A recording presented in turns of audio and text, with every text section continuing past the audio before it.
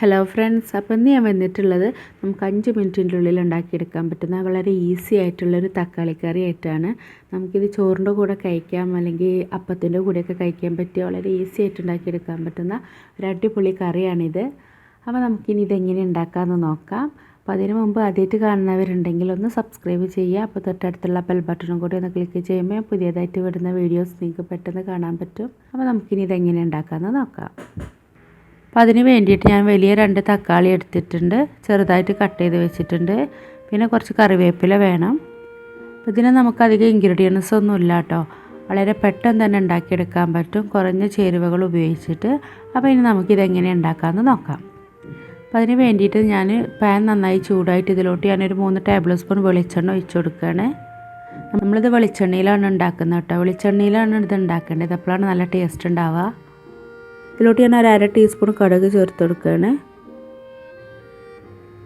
ഇപ്പോൾ കടുക് നന്നായിട്ട് പൊട്ടിയിട്ടുണ്ട്. ഇതിലോട്ട് നമുക്കിനി കട്ട് ചെയ്ത് വെച്ചിട്ടുള്ള തക്കാളിയും കറിവേപ്പിലയും ചേർത്ത് കൊടുക്കാം. നന്നായിട്ടൊന്ന് മിക്സ് ചെയ്ത് കൊടുക്കുക.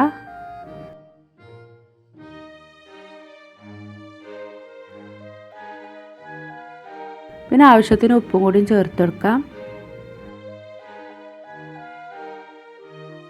എന്നിട്ട് ഒന്നും കൂടി നന്നായിട്ടൊന്ന് മിക്സ് ചെയ്യാം. ഇനി നമുക്ക് ഈ തക്കാളി നന്നായിട്ട് വേവിച്ചെടുക്കണം.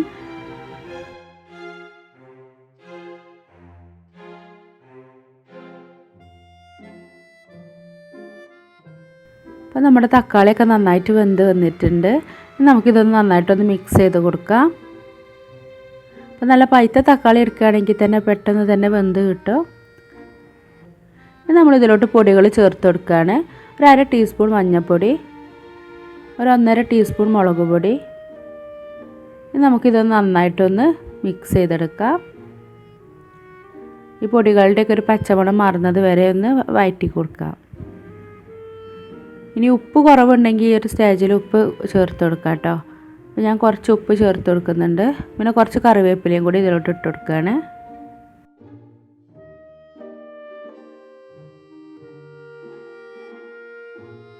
എന്നിട്ട് നന്നായിട്ടൊന്ന് മിക്സ് ചെയ്യാം.